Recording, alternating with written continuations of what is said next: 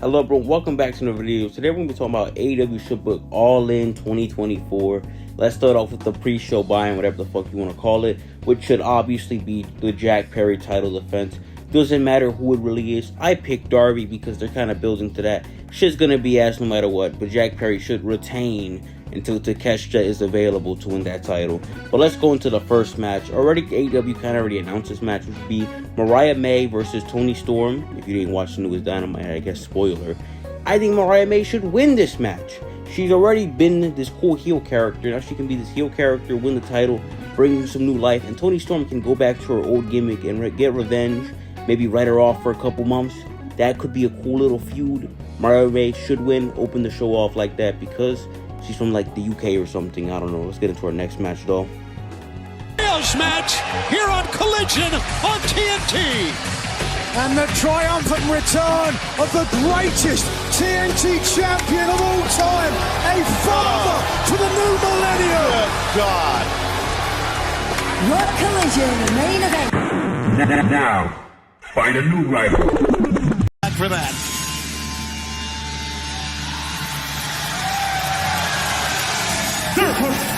At a combined weight of 745 pounds.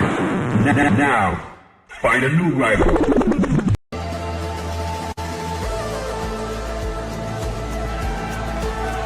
The following contest is a trios match set for one fall with a 20-minute time limit.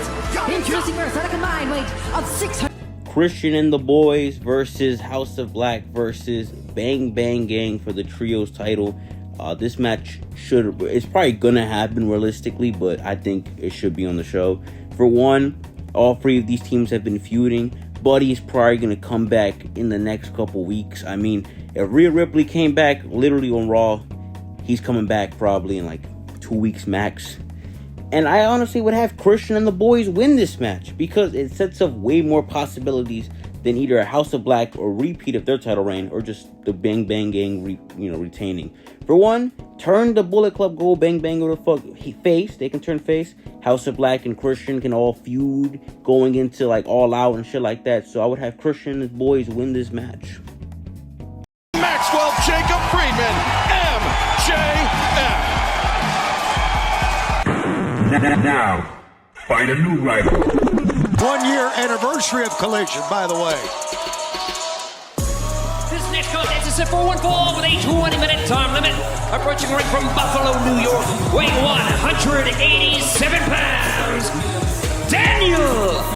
We got MJF versus Daniel Garcia, another match that is probably going to happen at All In. But I want this match to happen, but the reason I initially wanted this to be a fatal 4-way for the international title, but then I realized they're not going to boo Will Ospreay, and this is just setting up Daniel Garcia for eventual disappointment, because the crowd's not going to like it. So I would just do MJF Garcia, have Garcia win this match clean. He beats MJF, submits him in the middle of the ring clean, because it sets up Garcia for bigger things.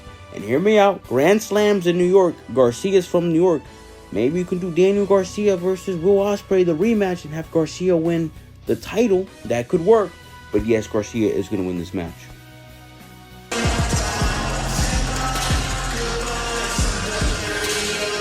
This bout set for one fall is a first-round match in the Owen Hart Foundation Tournament.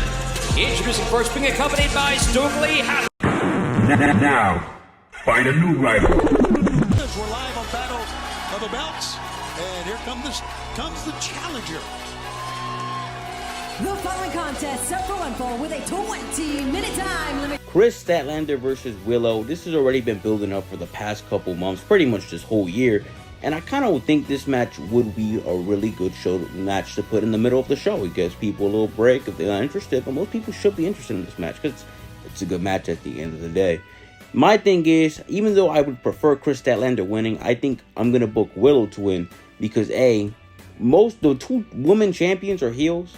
Kris Statlander is a heel. So unless they do heel versus heel, which is very unlikely, it's not going to lead to anything. So Willow winning can easily lead to Mariah May rematch at like Full Gear or All Out, Wrestle Dream, whatever the fuck the October pay-per-view is.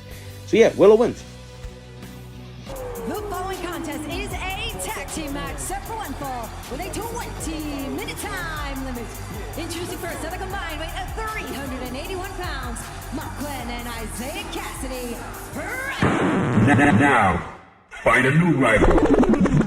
From Rancho Cucamonga, California, at a combined weight of 417 pounds, they are Executive Vice Presidents of AEW. They are AEW World Tag Team Champions, Nicholas and Matthew Jackson, the Young Bucks. Well, the war of words between Kazuchika Okada and Dax Hall. Private Party versus the Young Bucks. Now, if we're being honest, this match is 100% going to be Bucks versus the Acclaimed, but nobody trying to see that if I'm being real with you, so we're doing Private Party instead. Private Party has been probably the most underutilized tag team AEW's had, and that's because they've been injured a lot. But they've been pretty healthy this whole year. Give them the match. Show them, give them the big match. They don't have to win this, because I'm going to pitch the same thing I pitched for Garcia earlier. They can lose this match, but then, since they're both from New York, they can go into Grand Slam and kind of win the titles there. So the Bucks are going to win this match, but you can set this up for a rematch at New York at some point, because they're probably going to do, I think, World's End in New York as well. So works either way. This next bout is set for one fall with a 20-minute time limit. Approaching the ring from Pittsburgh, Pennsylvania, Dr. Britt Baker. Now, find a new rival. And her opponent from Boston, Massachusetts, she is the TBS champion, the CEO, Mercedes Mone. Britt Baker versus Mone. This is definitely the match that is going to happen. But let's face it, I don't think it's going to be that good of a match. But it's already been built up to the point where you have to put on the card. Mone should win this. Maybe she can cheat to really establish her as the heel in this scenario. But Mone should win. Britt Baker can go into doing maybe a rematch at some point.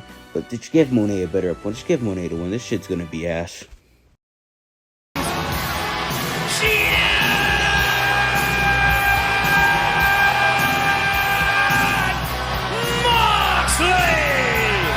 This one-on-one match. Now, find a new rival. Aichi Japan, weighing 236 pounds, he is the AEW Continental Champion, the Rainmaker, Kazuchika Okada. Jon Moxley versus Kazuchika. Did I say that right? I don't know. I'm not good at pronouncing names. Okada. Thing is, Okada needs a big win in my opinion. He hasn't really had much big wins. He hasn't even had big matches to begin with. Again, his only real big win as a recording is fucking Eddie Kingston and I guess Pac. Okada beating Mox is going to be the ultimate statement. He's going to prove that he is, in my opinion, going to be one of them top guys. Okada beats Mox clean. This sets him up for bigger, greater things. That's just how you should do it. Okada wins. And from Newcastle, England, weighing in at 217 pounds, the Bastard Pac. Here comes a real badass right. Now, find a new rival. And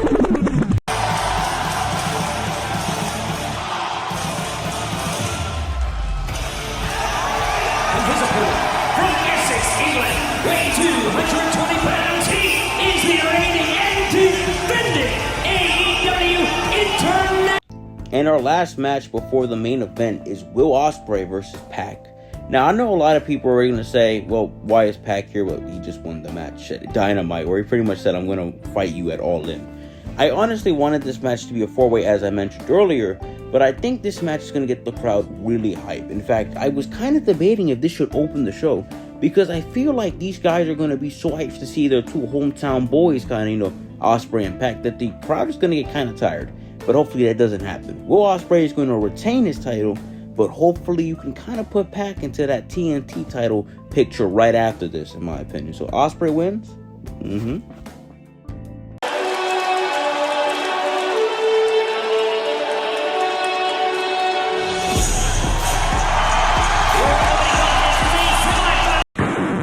Now, find a new rival. his opponent, from Aaron's Creek, Virginia, weighing 229 pounds, Hangman and who? Now, find a new rival.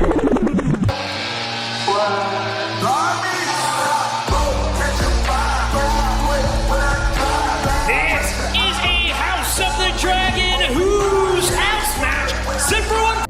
And our main event, Bryan Danielson versus Hangman Adam Page versus Swerve AEW World Title. Some of you may be asking already, but we just saw on Dynamite that is gonna be Swerve Bryan. Hangman lost. There's an easy story explanation here.